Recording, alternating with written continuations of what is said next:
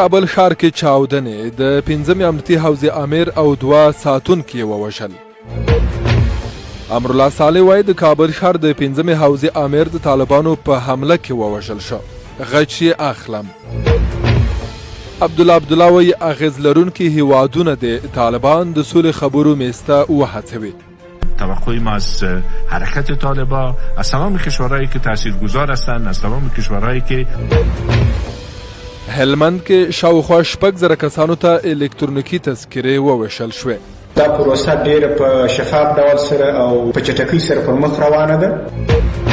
د انسان د بډوډو پیر او پلور کې ښکیلو کسانو ته د هرات والی خبردارای. حداقل در مورد تکرار موارد میتونیم که بگیم که بسیار جدیم و استاد میشیم با عاملینی که بهرنیو خبرونو کې به واورئ د امریکا سنا جرګې د ټرمپ د استهزاء محاکمه قانوني وبلله او د اماراتو فضایي بیړۍ د مریخ مدار ته ننوته.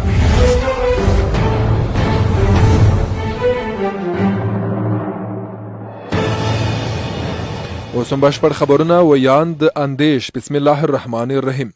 کابل ښار کې چاودنې د 5 امنیتي حوزې امیر او 2 ساتونکي ووژل. د کابل د امنیت قومندانۍ ویاند فردوس فرامرز رسنیو ته په استولي پیغام کې ویلي چې نن سهار په کابل کې 3 چاودنې شوي چې 2 تنه پکې وژل شوي او 5 نور یې ټپیان کړي دي. خو ښاغلي فرامرز د پیښې د قربانیانو په اړه معلومات ورنکړل چې نظامیان او که ملکیان وو. د نوموړي په خبره لومړی چاودنه سهار 8:15 د پغمان ولسوالۍ د عبدالعلي کلا په سیمه کې په ورنجر موټر شوي چې تلافات نه لري. نوموړی زیاتوي چې دوهمه چاودنه 8:38 د کابل ښار دوهمې ناحیې قوای مرکز په سیمه کې په یو فرونر موټر شوي چې 4 تنه پکې ټپیان شوي دي او دریمه چاودنه هم 8:55 د برکي برک 4 لارې ته نږدې په یو لند کروزر موټر شوي چې 2 تنه پکې وژل شوي او یو کس یې ټپي کړی. تېره ورځ د کابل په باغ داود سیمه کې په یو وسلوال برید کې میدان وردګ ولایت کې د کلیو پراختیا وزارت 3 تنه کارکوونکي وژل شوي وو. تر اوسه د دغو پیښو مسؤلیت چا نه دی منلی.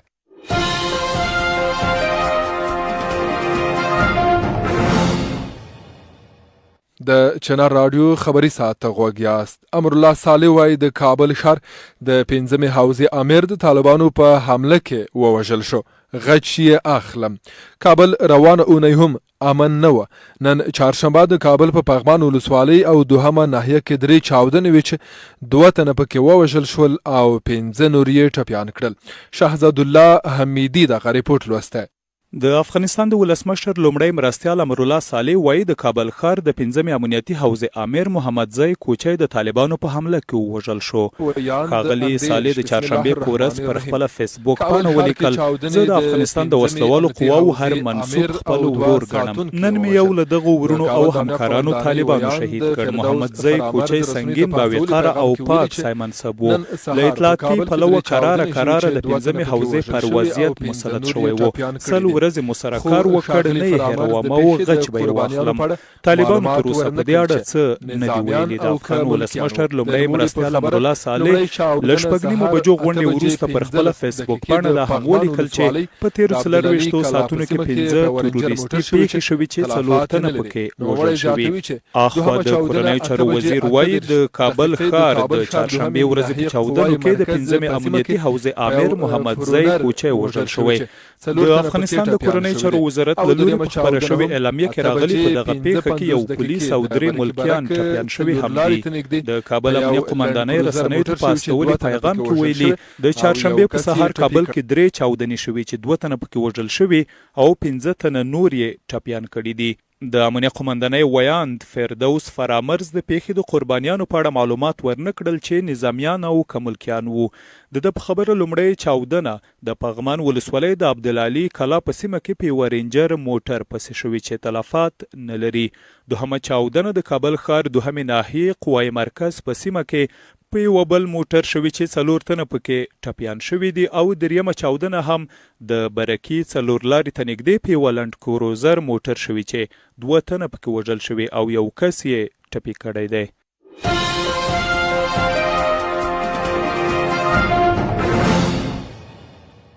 د شاهزاد الله حمیدي ریپورت ماوریدو.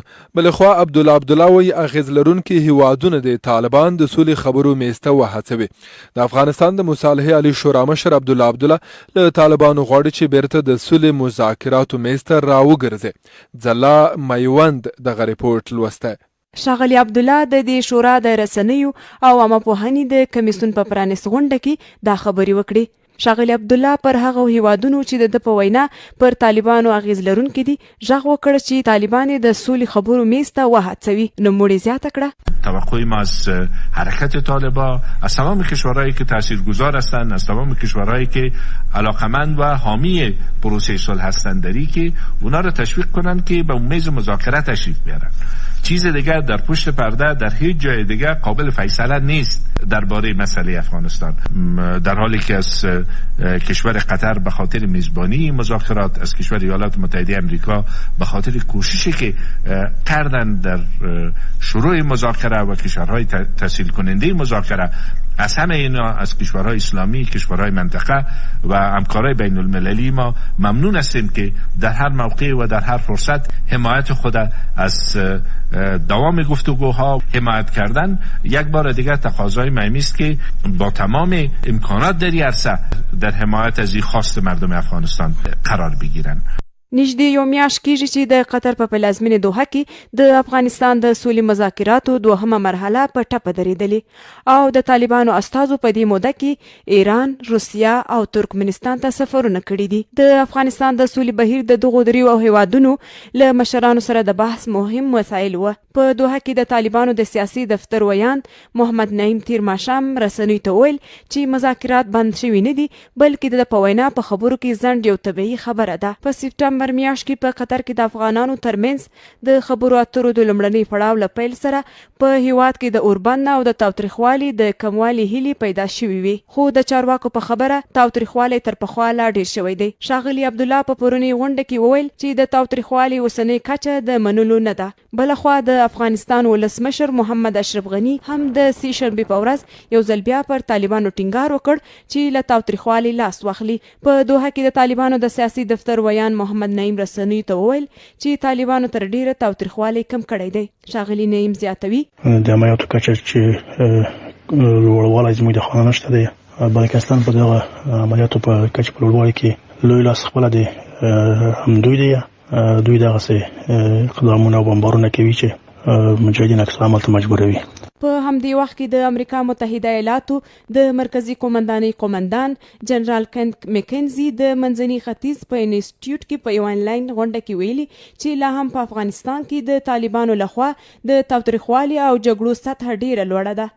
جنرال مکنزي زیاته کړې چې د طالبانو د کړنو له کبله اندېښمن دي. هغه کړنې چې د په خبره د امریکا د ولسمشر جو بایدن د ادارې تر ارزونې لاندې دي. دغه لوړپوړي جنرال ویلي چې د امریکا ستراتیژیک هدف دا دی چې پرې نږدې طالبان افغانستان د امریکا پر ضد وکاروي. د 2020 کال د فبروري پر 9 نیټه د امریکا او طالبانو ترمنځ د لاسلیک شوي توافق له مخې که طالبان د ترهګرۍ پر ضد مبارزې په برخه کې پر خپلو ژمنو ودرېږي او تاوتریخوالي کم کړي، امریکایي سرتیري به د 2020 کال تر مې میاشتې پورې له افغانستان ووځي. د افغانستان د مطالعاتو ډلې په یو تازه راپور کې راغلي چې واشنګټن باید د مې میاشتې ضرب الحال وغځوي. د هېواد سیمې او نړۍ په کچه تازه ورستي او دقیق خبرونه د چنار رادیو په بېلابېلو خبري ساعتونو کې واورئ.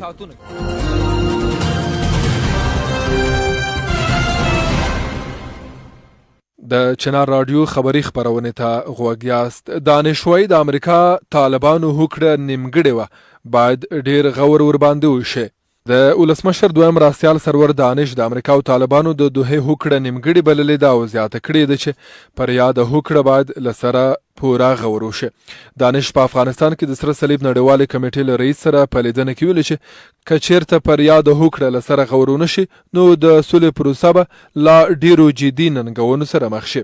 هغه د غراض ویلي چې د امریکا تیرې ادارې بیړه لرله او په شوي هوکړه کې ډیر مهم موضوعات له پامه غورځولي دي.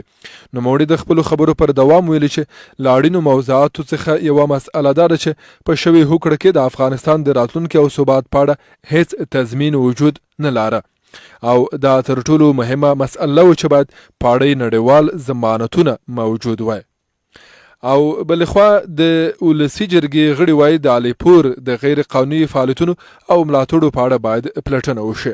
د ولسی جرګې ځینې غړي وایي چې حکومت د الیپور د قضیې په تړاو جدي اقدامات وکړي. د ولسی جرګې په نننۍ غونډه کې ځینو وکیلانو ویل چې الیپور یو غیر مسؤل وسلوال دی او حکومت مکلف دی چې د دې کس او وسلوالو فعالیتونو پاړی جدي او قانوني اقدامات تر سره کړي.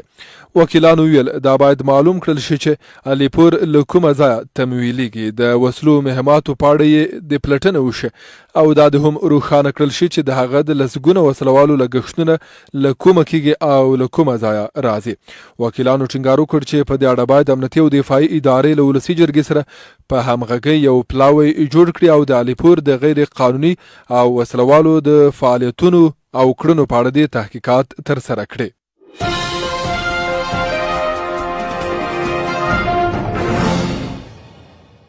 په خیر راشئ نورو خبرونو ته. د 1400 کال د بودیجې د دریمې مسودې په اړه ولسي جرګه کې د وکیلانو ویشلې نظرونه. یو شمېر وکیلانو د مالیې وزارت لخوا بودیجه کې راغلي بدلونه وستایل او غوښتنه وکړه چې نور باید په دې اړه پرېکړه وشي. ځینې نور بیا وایي بودیجه کې راغلي بدلونونه دومره نه دي چې دوی وړاندیز کړی و. د ولسي جرګې یو شمېر نور غړي بیا وایي چې بودیجه د مالی کمیسیون او یو شمېر کسانو لخوا یرغمل نیول شوی او تر دې د سیاسي او شخصي ګټو لپاره استفاده کوي. خو د ولسي جرګې د رئیس میر رحمان رحماني په ګډون د مالی چارو او بودیجې کمیسیون دا ادعا ردوي.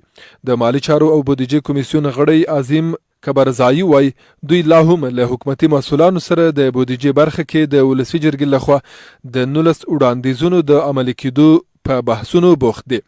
د ولسي جرګې رئیس میر رحمان رحماني حکومت تورن کړی و چې بودیجه ګراو نیولې ده. خو له دې ټولو نیوکو او تورونو وروسته بالاخره د ولسي جرګې رئیس میر رحمان رحماني پرېکړه وکړه چې د مالی چارو او بودیجې کمیسیون د څومره ژر چې کیږي د 1400 لمریز مالی کال د بودیجې دریمه مسوده عمومي تالار ته وړاندې کړي.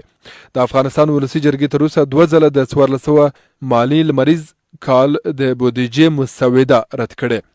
ولسي جرګې د ښوونکو ټیټ رتبه دولتي مامورینو او سرتیرو معاشاتو له زیاتېدو سربیره 19 موضوعات وړاندیز کړي چې باید بدلون پکې راشي.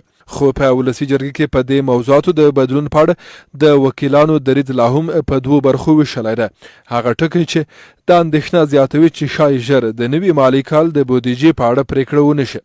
ولسي جرګې د 1400 لمریز کال د بودیجې سند لومړی ځل د جنوري میاشتې په 2 او دویم ځل د یاد میاشتې په 14 رد کړ.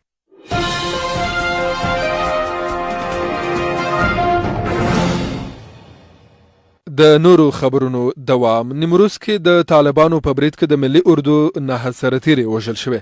د نیمروز ولایت سیمه‌ییز چارواکي وایي چې په دغه ولایت کې د ملي اردو پر قطیر طالبانو برید کې 9 سرتیري وژل شوي او 15 نور ټپیان شوي دي.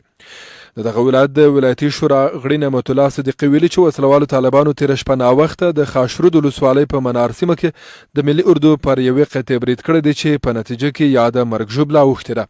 هغه ویلي چې وسلوالو په دې برید کې له درنو وسلو او د شپې له دوربینونو استفاده کړې ده. د نوموړي په وینا په دې برید کې وسلوالو طالبانو ته هم درنه مرګ ژوبله اوښتې ده. د نیمروز ولایتي امنیتي مسؤلینو او طالبانو تر اوسه په دې اړه څه نه دي ویلي.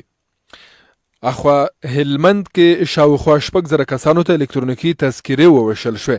د هلمند چارواکي په دې ولایت کې شاوخوا 6,000 کسانو ته د الکترونیکي تذکرو د ویش خبره کړې. د هلمند الکترونیکي تذکرو د ویش ولایتي مسؤل محمد نبی شیرزاد تېره ورځ رسنیو ته ویلي چې د دغو تذکرو ویش په چټکۍ روان دی. ښاغلی شیرزاد زیاتوي دا پروسه ډیره په شفاف ډول سره او په چټکۍ سره پر مخ روانه ده چې دمګړی موږ د ورځې په جریان کې په هر زون کې په اوسط ډول سره د 200 تر 300 پورې کسان ثبت نام او بایومټریک ورته کوو. چون د هلمند نفوس ډیر دی او د خلکو تقاضا زیاته ده نو موږ تمه لرو چې د مرکز څخه موږ ته یو یا 2 نور زونونه هم فعال شي. په هلمند کې د تیرو 3 میاشتو راهیسې د الکترونیکي تذکرو د ویش لومړنی مرکز پرانستل شو چې څو ورځې دمخه د ډېرې تقاضا له کابله په مرکز لښکرګاه کې هم دوهم مرکز پرانستل شو. د ښاغلي شیرزاد په خبره دا مهال 2000 نورې الکترونیکي تذکرې په دې ولایت کې ویشته چمتو دي او 4000 نورې چاپ کېدو ته آماده شوې چې په نږدې راتلونکي کې به یې چارې بشپړې شي. د افغانستان د معلوماتو او احصایې ریاست مسؤلین وایي په ټول هیواد کې هره ورځ تر 40,000 کسان د یادو تذکرو اخیستلو لپاره مراجعه کوي. دغه ریاست مسؤلینو رسنیو ته ویلي چې په 1400 لمریز کال کې به د افغانستان 15 میلیونه وګړو ته الکترونیکي تذکرې وویشل شي. که د هیواد او نړۍ وروستیو خبرونو ته لیوالتیا لرئ نو چنار مو د ورځې په اوږدو کې د هر ساعت په پیل له مهمو پیښو بدلونونو او پرمختګونو خبروي.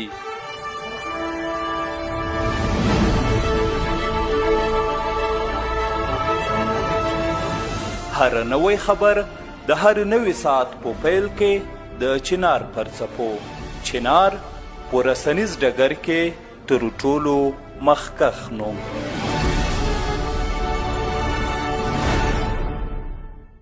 او دا هم د افغانستان د پولو پاړه ریپورت. د سرحدونو وزارت وايي پاکستان سره پر ډیورن او ایران سره پر پوله سرغړونې تثبیت شوه. د افغانستان د سرحدونو قومونو او قبایلو چارو وزارت وايي له پاکستان سره پر ډیورن کرښه او له ایران سره پر سرحدي پولې ستونزې او سرغړونې تثبیت کړي دي. کمال الدین کمال دغه ریپورت لوسته. د افغانستان د سرحدونو قومونو او قبایلو چارو وزارت وایي له پاکستان سره پر ډیورن کرښه او له ایران سره پر سرحدي پولي ستونزې او سرغړونې تثبیت کړي دي. د دغه وزارت وزیر محب الله سمیم او د افغانستان د کوچیانو چارو د انسجام ریاست د چهارشنبې په ورځ ولس ته د دولت د حساب ورکونې ناسته کې د خپلو یو کلنیو کارونو په اړه معلومات ورکولو په اړه وویل چې د یادو ستونزو د حل لپاره هڅې روانې دي. سمیم په دغه ناسته کې ویل چې یادې ستونزې د افغان حکومت له اړوندو ادارو او چارواکو سره د حل په هدف شریکې کړي دي. سمیم وایي د آمو سیند تخریبات هم تثبیت شوي چې په خبره هر کال له ځان سره نورو هیوادونو په ځانګړي ډول ایران ته له بهیدو سره د افغانستان زیاته خاوره وړي. خو په خبره د صفري نقطو د ساتلو او مشخصولو لپاره پر تحکیماتو کار روان دی. خو نوموړي ګاونډیانو سره پر پوله د سرغړونو په اړه جزئیات ورنه کړل. بل خوا ولس ته د دولت د حساب ورکونې په بهیر کې په همدې ورځ د افغانستان د کوچیانو چارو د انسجام ریاست مشر حبیب الرحمن وویل که څه هم د تیر کال په پرتله کوچیانو ته کار شوی خو زیاته یې کړه چې دوی هم له ګڼو ستونزو سره مخ دي. حبیب الرحمن اندېښنه وښوده چې په هیواد کې یو شمېر کړۍ د خپلو شخصي ګټو لپاره کوچیان یوازې یو قوم پورې منسوبوي چې له امله یې دوی له خپلو حقونو بې برخې شوي دي. نوموړي د کوم ځانګړي کس یا کړۍ نوم وانخیست خو ویل هغه څوک چې د مسایلو ته لمن وهي باید لاس ترې واخلي. د کوچیانو د چارو د انسجام مشر کوچیان د افغانستان لپاره په هیواد او سیمه نړۍ کې د ستر اقتصادي فرصت په توګه یاد کړل. نوموړي په 1999 کال کې د یاد ریاست په تیرو چارو د راپور په اړه وویل چې کال کې تر دې دمه له 50,000 زیاتو کوچیانو پاسپورټونه او برېښنايي پیژندپاڼې ترلاسه کړي دي. هغه په 1999 کال کې د کرونا وایروس د خپرېدو له امله 202 میلیونه افغانیو بودیجې نه د 80% بودیجې د مصرف وویل او لامل هم د کرونا وایروس خپرېدل یاد کړل. حبیب الرحمن دا هم وویل چې د کوچیانو ماشومانو ته 211 ښوونځي شته چې 950 ودانۍ نه لري.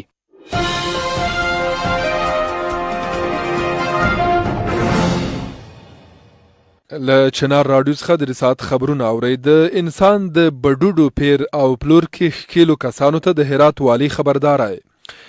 سید عبدالوحید قطالي د یو شمېر بېوزلو کډوالو کورنیو سره وکتل چې ادعا کېږي بېوزلۍ اړیستې چې په غیر قانوني ډول خپل بډوډي وپلوري. د دې ادعاو د څېړنې لپاره د روغتیا وزارت څارنوالۍ، ملي امنیت، د کډوالو چارو ریاست او د طبي شورا د استازي یو ګډ پلاوی ټاکل شوی دی. ښاغلي قتلي رسنیو ته وویل حداقل در مورد تکرار موارد میتونیم که بگیم که بسیار جدیم و استاد میشیم با عاملینی که تسهیل کننده سازمانی قضیه بودن برخورد میکنیم. په هرات ولایت کې د لقمان حکیم په نوم روغتون د بډوډو د ایستلو یا پیوند یوازینی روغتون بلل شوی چې په غیر قانوني ډول له بېوزلو خلکو څخه بډوډي پیري او بیا یې په لوړه بیه پلوري. خو د دې روغتون یو مسؤل ډاکټر فرید اعجاز په تازه څرګندونو کې رسنیو ته ویلي چې دوی د پیسو په معاملو کې ښکیل نه دي، بلکې د په خبره خلک له روغتونه بهر په خپلو کې معاملې لري او یو بل ته خپل بډوډي ورکوي. دی وایي د دواړو لورو ترمنځ د ضمانت لیکونو تر اخیستلو وروسته په یاد روغتون کې دا ډول عملیات ترسره کیږي. په دې وروستیو کې په هرات ولایت کې د زرګونه بېوزلو لخوا د ډول اقدام په افغانستان کې دننه او بهر غبرګونونه پارولي دي. په خیر راشي بهرنیو خبرونو ته. د امریکا سنا جرګې د ټرمپ د استهزاء محاکمه قانوني وبلله. د امریکا سنا جرګې د متحده ایالاتو د مخکني ولسمشر ډونالډ ټرمپ د استهزاء محکمه قانوني وبلله. ډونالډ ټرمپ په دې خاطر محاکمه کیږي چې وکتل شي د جنوري په شپږمه د کانګرس په ودانۍ د برید په قضیه کې پړدې که څنګه. سنا جرګې د دې استهزاء د ترسراوي لپاره رایګیري وکړه چې په نتیجه کې 55 سناتورانو د ټرمپ د استهزاء محاکمه قانوني وبلله او 44 نورو بیا ناقانونه یاد کړه. په سنا جرګه کې په 48 ډیموکرات 2 آزادو سناتورانو سربیره 50 نور جمهوری پال دي. شپږو جمهوری پالو سناتورانو د ټرمپ په خلاف رایه ورکړې ده. د سنا جرګې د پرونی غونډې په پیل کې د استازو جرګې یو غړي چې د څرنوال رول لري ویل کافي شواهد شته او ښیي چې ډونالډ ټرمپ خپل پلویان د کانګرس په ودانۍ یرغل ته هڅولي دي. د کانګرس په ودانۍ د جنوري په شپږمې یرغل سره یو پولیس او 4 نور کسان ووژل شول. ډونالډ ټرمپ یو وار په خپل ولسمشرۍ دوره کې هم استهزاء شوی و چې بیا یې برأت ترلاسه کړ.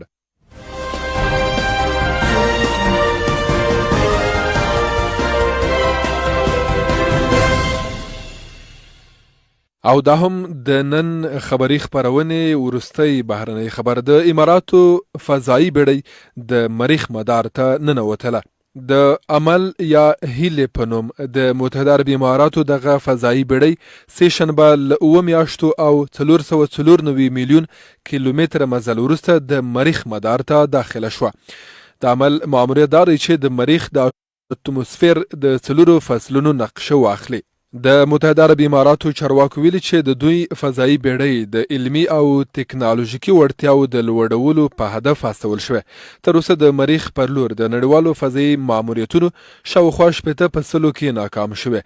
ځینې دستګاوې غورځېدلې یا یې اور اخیسته یا هم د سیارویو ترمنځ دغه پیچلي سفر ته په پام نه دي توانېدلې چې د مریخ په نازک اتموسفیر کې داخله او پر سطح یې کینی.